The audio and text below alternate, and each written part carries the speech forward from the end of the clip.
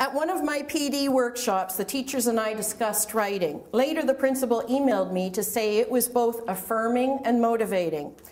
"We have a good staff," he said, "but many teachers aren't as confident about literacy as they would like. Teaching writing is complex. We need to know the elements of good writing, the content, and the mechanics of writing, the punctuation, the capitalization, the spelling. At times, the two interconnect, and these elements apply to both narrative and expository writing, fiction and nonfiction. Because writing involves many skills, some teachers approach it with trepidation. Their expertise might lie in another area, computers, history, or more. Once I spoke at a conference in the Kawartha Pine Ridge Board, and at the end the teacher came up to me. "Thanks for your session. You've inspired me. I have a math degree. Until today, I felt so unsure about how to teach writing." Another time, I spoke with a family friend who graduated in political science. Now he was beginning to teach grade 5. "I have no idea how to teach language arts," he panicked. Let's face it, most elementary teachers are responsible for several subjects: math, science, music, phys ed, not just language arts. You have many programs on your mind and more than one focus. No wonder so many people are apprehensive about teaching writing. You don't have to be a good writer to teach writing. But if literacy is our mandate, you need to know the qualities of good writing in order to make connections between reading and writing. Luckily, we have great authors, children's authors, to use as role models. In the 1980s, a teacher team identified 6 traits to help students look at their own writing. Since then, one more trait has been added. I use that model as an organizational tool for my new book, How Bullets Saved My Life. I use it as a tool because it helps break writing into manageable parts. So the writing traits are getting ideas, organization, voice, word choice, fluency, conventions, and visual presentation. I like this model because that's how people write. We begin with ideas, add details, and then we try and organize them. Once we have a plan, we say things in our own voice. We choose the best words and make the sentences flow. Then we concentrate on the conventions and presentation. When we work in this order, ideas come before conventions. Why focus on the punctuation or spelling if the details are confusing? You can be an excellent writing teacher by exposing your kids to the best books possible and using them to demonstrate specific skills. Read and reread books aloud, pointing out how authors do particular things. For example, listen to how the author starts this story. Let's make a list of all the alternatives to the word said. Let's look at how the author uses his senses to describe things. When you read aloud to students and show how the author writes, you're teaching writing. Yet when it comes to the older grades, some teachers admit they don't have time for reading aloud. And sadly, some librarians say older students rarely visit the library.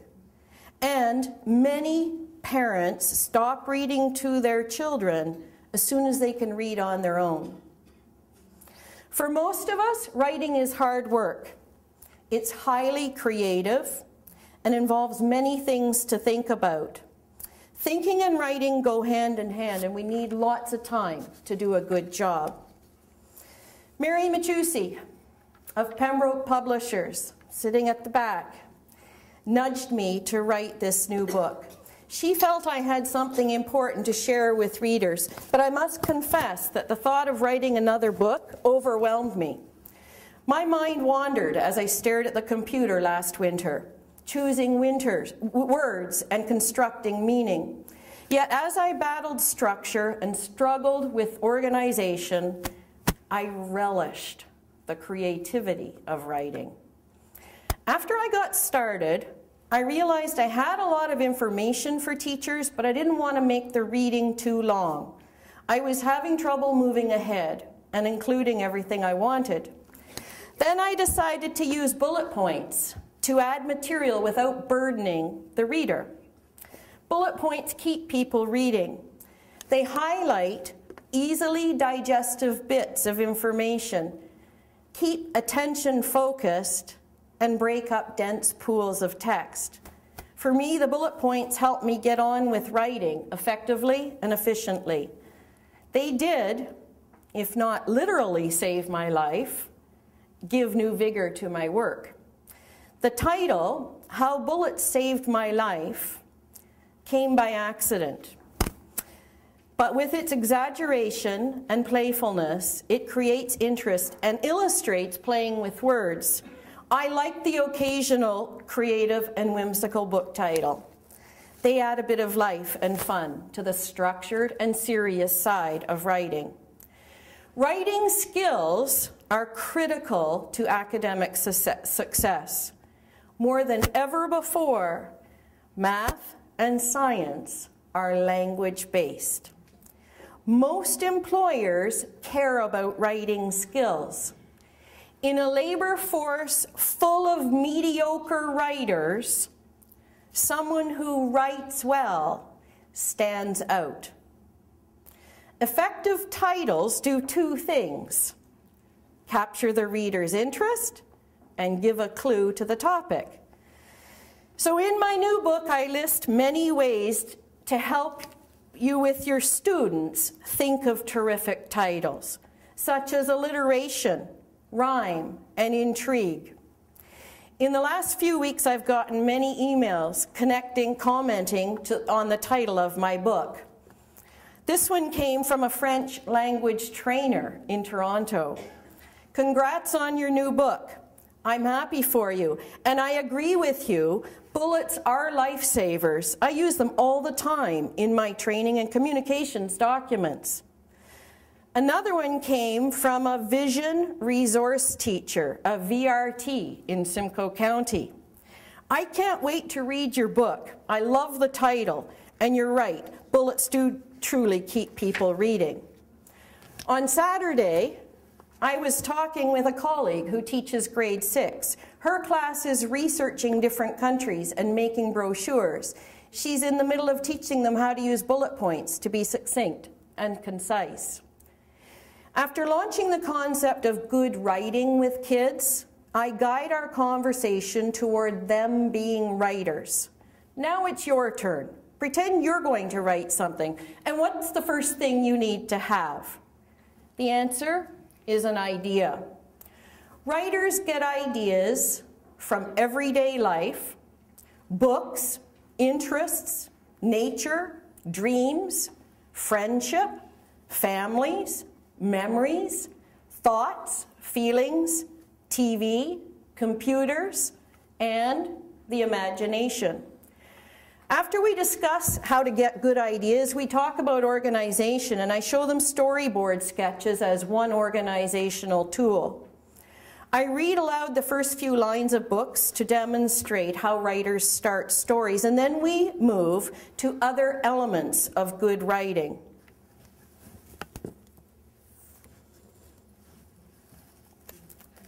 Recently, I read aloud Chester's masterpiece to the uproarious laughter of primary kids.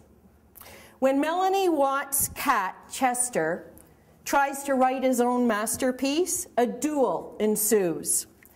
This is a great book for teaching voice. I remember being in a school last year, and a teacher was running around during the nutrition break. Anybody know of a good book I could use to teach voice? If you think of voice As emotion, you'll find lots of good books to teach voice. And I list many popular titles in my Bullets book. Voice is the individual style a writer uses that gives their writing personality.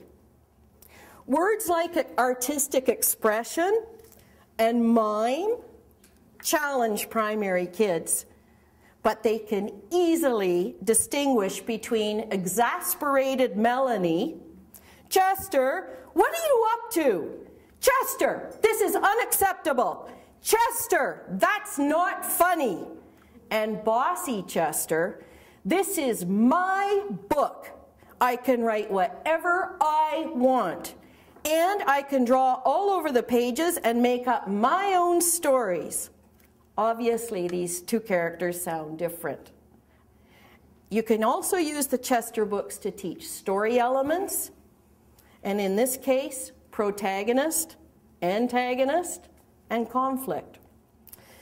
Australian author Mem Fox says, when you write, let your personality, your real self, be heard in whatever you say and in the way you say it. That's what voice means. To show the importance of voice in nonfiction, I love the Horrible History series by Terry Deary. And these are also hugely popular with kids from grades 3 to grade 8. This is a funny series with a serious look at the Middle Ages, Greeks, Romans, Vikings, and Egyptians. So the Horrible History series, this one's called The Awesome Egyptians. Some history books can be dry, but these books engage kids. As I read aloud, I invite kids to describe the writer's voice. He's entertaining, funny, excited, and enthusiastic, they say. That's the conviction we mean when we talk about strong voice. The Horrible History series features lots of writing strategies to help kids with interesting nonfiction.